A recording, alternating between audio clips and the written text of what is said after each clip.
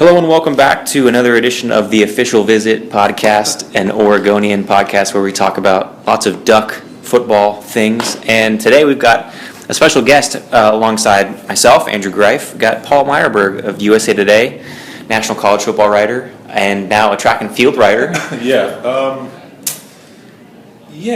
been in Eugene. Track and field. Yeah, doing some Olympic trials coverage this past week. And I'm as close as USA Today is going to get to it. Track and field writer.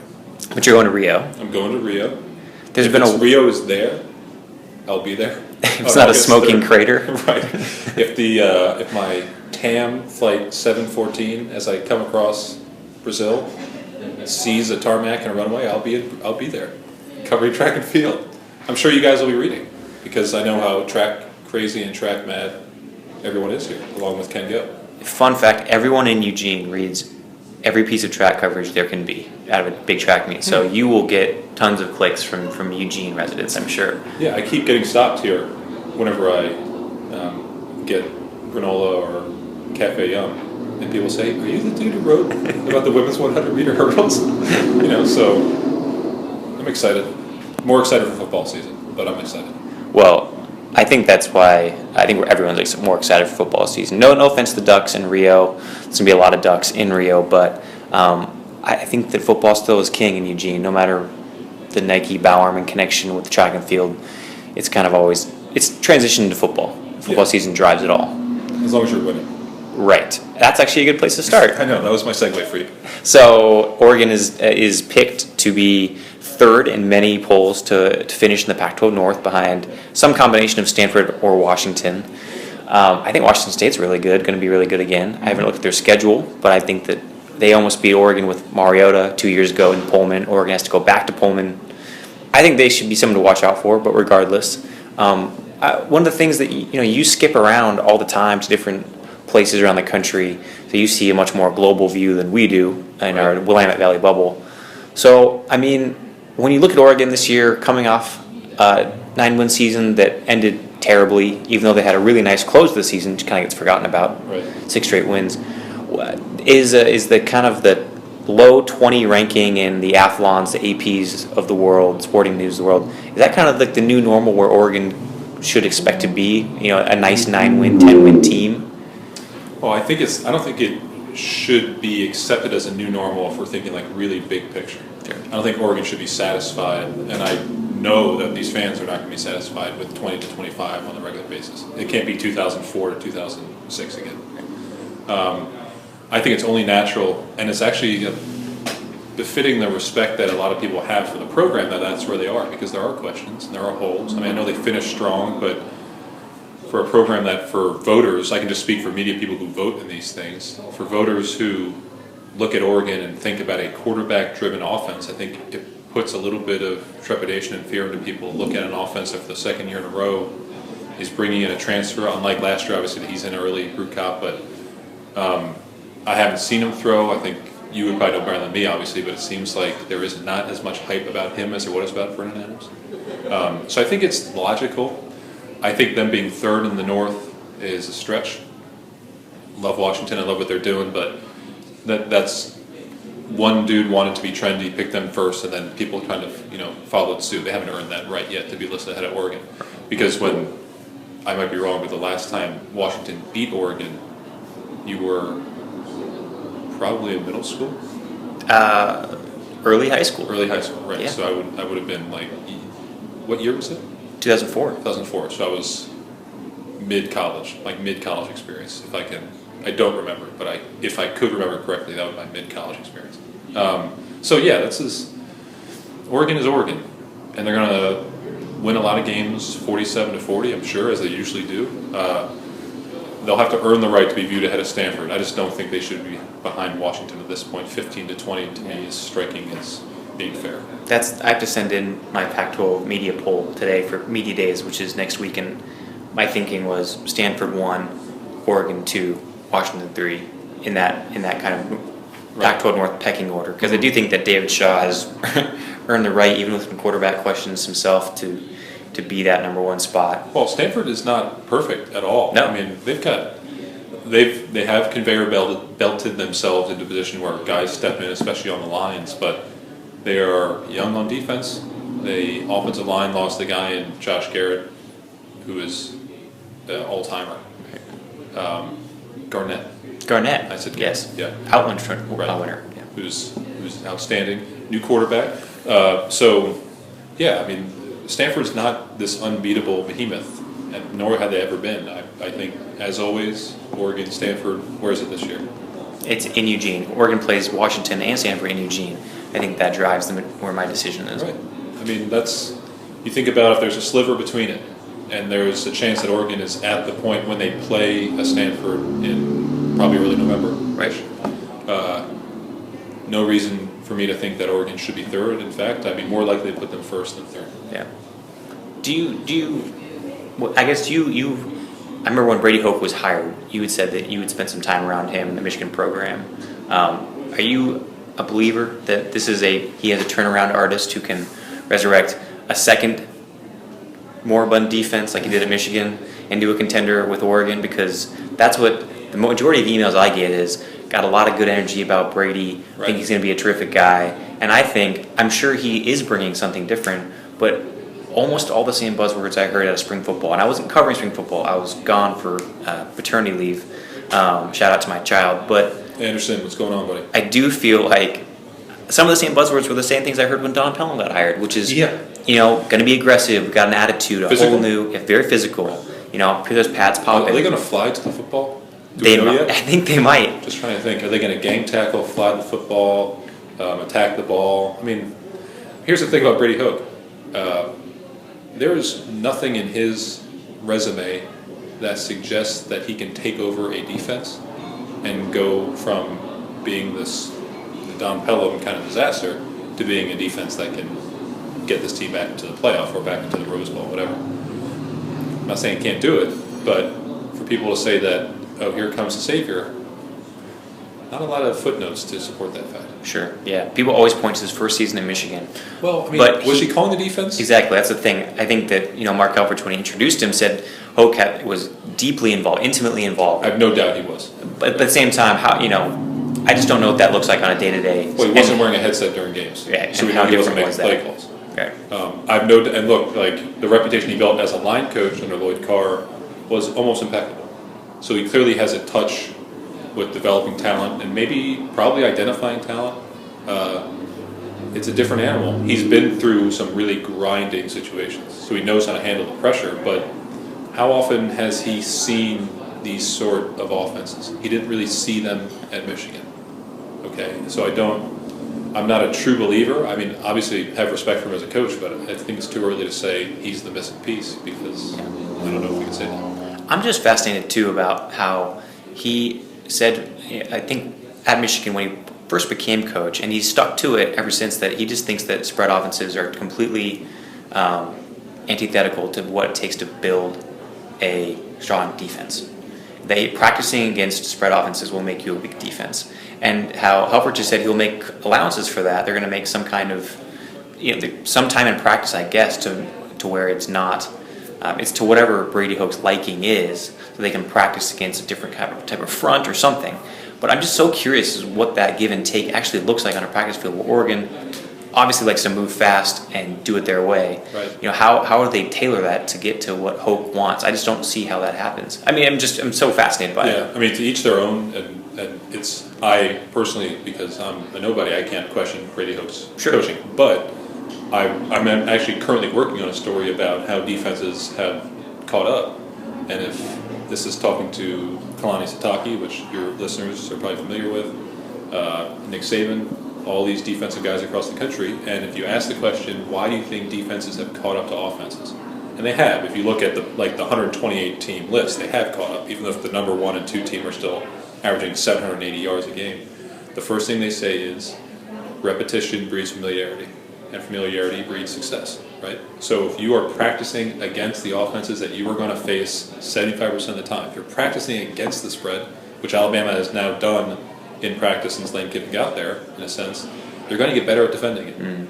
So if you look at Brady Hoke and you look at Oregon's schedule, are they going to face more teams that want to spread you out and run 7 plays in 2.5 minutes, or are they going to face more teams that are like Stanford? Stanford's the dinosaur now. Actually, Stanford is the unorthodox team. Everyone else is Right. the normal. So I don't necessarily agree with, I need to practice against 2 tight ends and a fullback, and that'll get me better, when you're only going to see that for 3 hours one Saturday over the span of 15 weeks. All right, switching gears real quick. So, Pac-12 discussion, we've kind of touched on that quite a bit, but non-con is really key for any team to get out to that hot start. Obviously, by the end of September last year, Oregon was out of the running for all the big picture stuff. Right. They've got UC Davis off the jump. Obviously, that will be an Oregon win. But then you have Virginia at home and Nebraska on the road. You've spent some time, if not in both Charlottesville and Lincoln, at least around the programs. Right. What's your vibe in this offseason with Bronco Mendenhall taking over in Virginia and Mike Riley's second year in Lincoln? I know you're very high on Nebraska. High on Nebraska, and I've been in Charlottesville. I was there in March, and I spent some time with Mendenhall. Great campus. Beautiful. My brother went there. It's beautiful. It's hard to find a good place to eat. Really? Is that weird?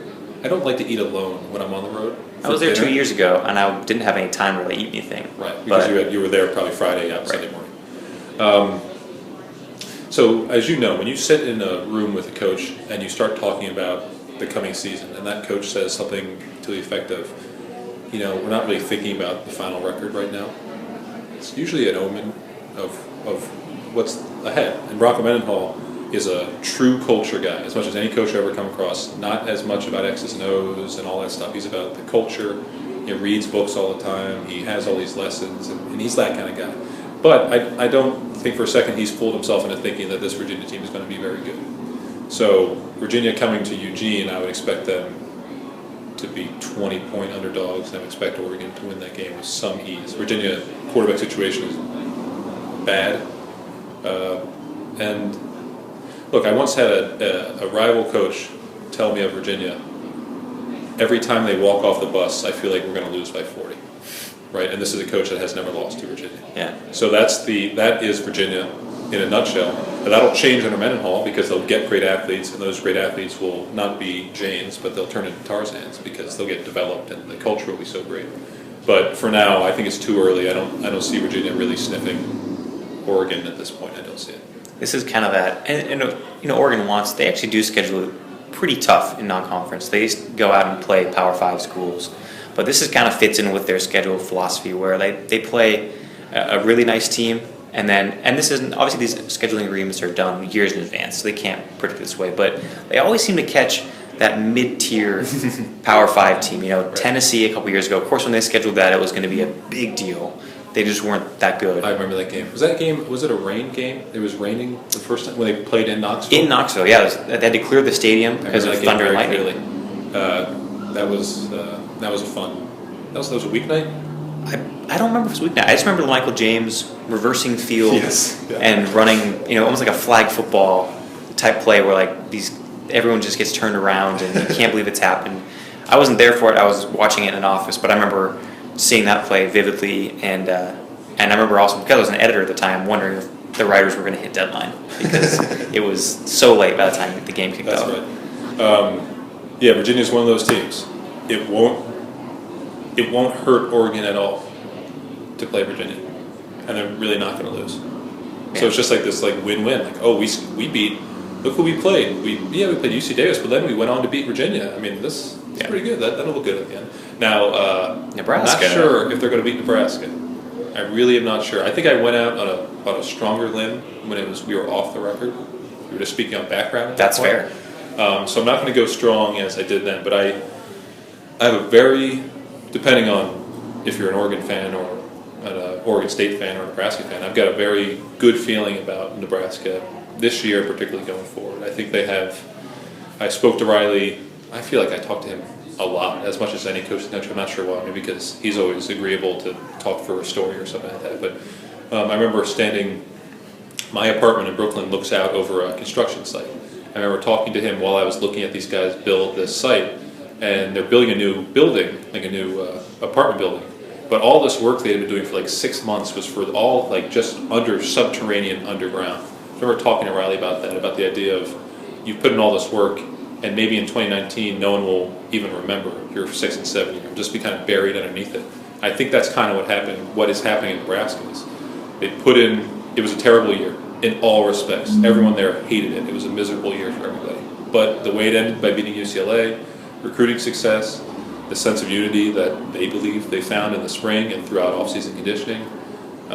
It's never been a talent issue. It's been a leadership issue. I just feel like Nebraska has the leadership to kind of make a leap, maybe to 10 wins this year. And it's going to be a tough trip for Oregon. I mean, you'll find out when you get there. Lincoln,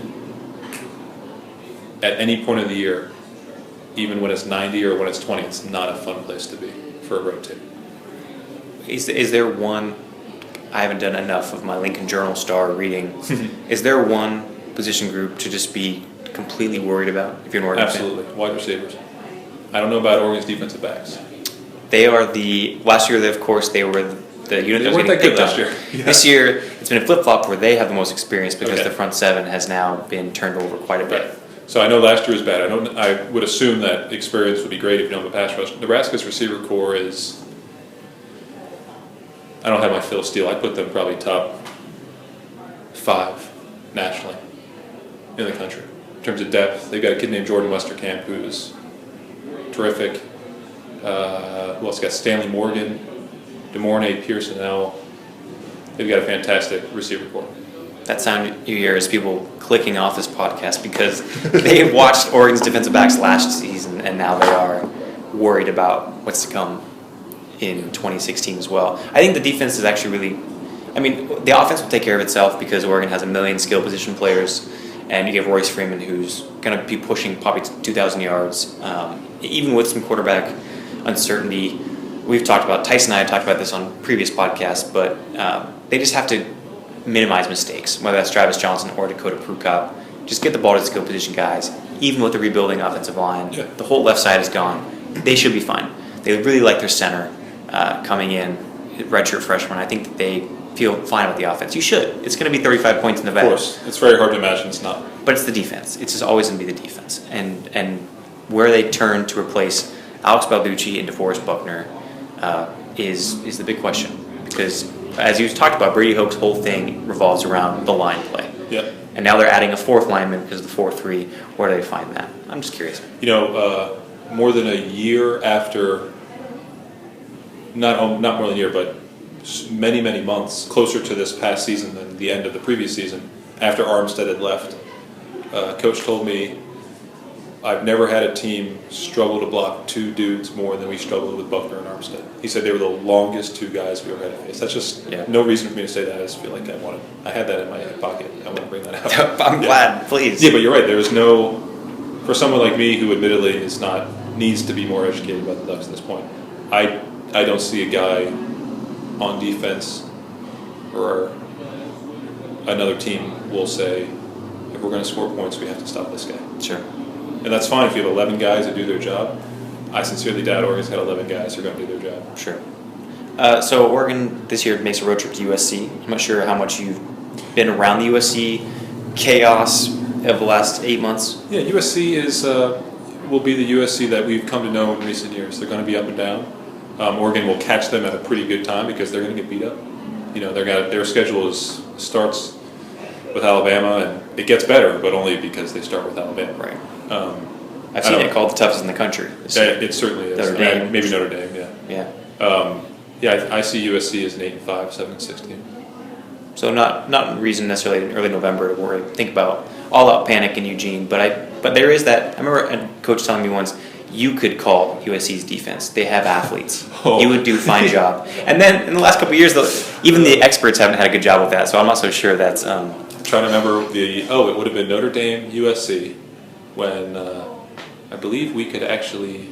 I don't know if this is possible, but I remember I believe we could hear the cursing coming out of the USC defensive box. I think they were at a loss. So they've got enough talent, but Oregon fans know. Sure. USC is not. This is not your older brothers or your fathers or grandfathers USC. Is just to wrap up, because I know we got to go cover some hot track and field action. But what's your feeling on Mark Helfrich going to his fourth year? I think that if you step back and look clear-eyed, he's done a very commendable job replacing a generational coach, I guess, with that kind of skill. Yeah. But there's such unrest from people who email me and comment that he is not doing enough and that the program is slipping because of his leadership. I would not subscribe to that, and I don't think Phil Knight and Rob Mullins, who I think are more level-headed than most, subscribe to that either. Right. But there is some sense that they're slipping. I don't think that they are.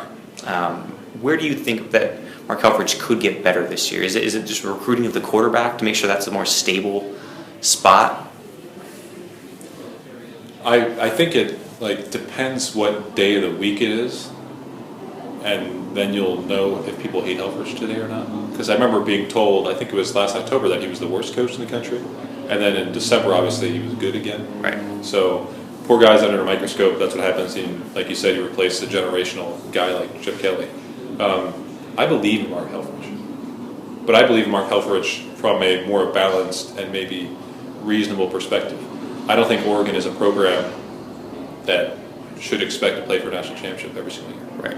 I just don't, and I know that's going to upset people. I just don't view Oregon as that sort of program. I view Oregon as a sort of program that will compete for conference championships every year, and that puts them in a group of about 20 programs in the country.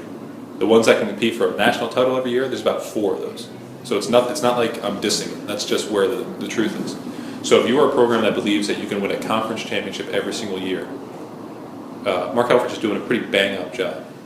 There's no reason for me to think that all of a sudden next year they're going to go 5-7, 4-8, and they're going to go back to the toilet bowl years again. That's just not going to happen. I think Helfrich is the solution. He's the answer to what Oregon should expect to be, which is a top 20 program nationally that every year is in contention for a Rose Bowl.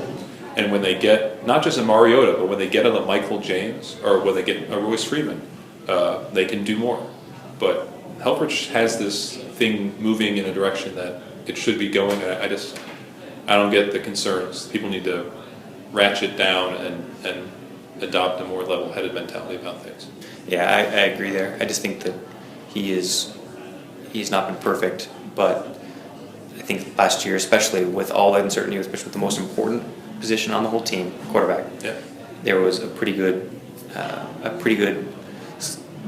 plan in place that allowed them to win 6 straight, despite a terrible defense, up and down offense.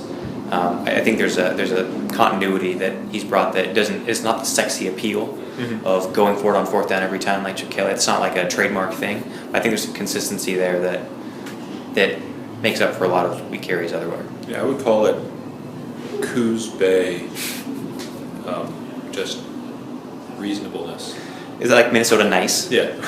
Is reasonableness a word? I don't believe it's a Oh, word. sure, we can. Yeah, we'll make that up. Yeah, I found that people from Coos Bay tend to have a very solid viewpoint about things. Okay, 30 seconds. Last question. What is the one college town that a college football fan should go to before they die, and why? Oh man. Okay. Not in the Pac-12 footprint. Okay. So if you're an Oregon fan and you've got 2 free tickets from Alaska and you can go anywhere in the country, it's not the answer. I do suggest that as many Duck fans as possible go to Lincoln because that's an experience that you guys will really cherish. I would say go down to Oxford, Mississippi, go down to Baton Rouge, Louisiana, go to Norman, Oklahoma, go to Austin, Texas, and see, and again, love Oregon, respect the program, love Austin, but see what a program with 100 years of history and expectations, what they do and what they do on a Saturday. Things traditions that haven't changed from 1956 are still in place at those places. So I would say go to a historic, black and white kind of sepia toned place and get an idea of what college football is like in the kind of crazier neck of the woods. Sure. All right, Paul, what's your Twitter handle so people can find you? It's at Paul Myerberg. That's PaulMyerberg. And I'm at Andrew Greif. Thanks again for listening. Thanks again, Paul, for joining us on your trip out to the West Coast. Happy to be here. Safe flight back to Brooklyn. Thank you, sir.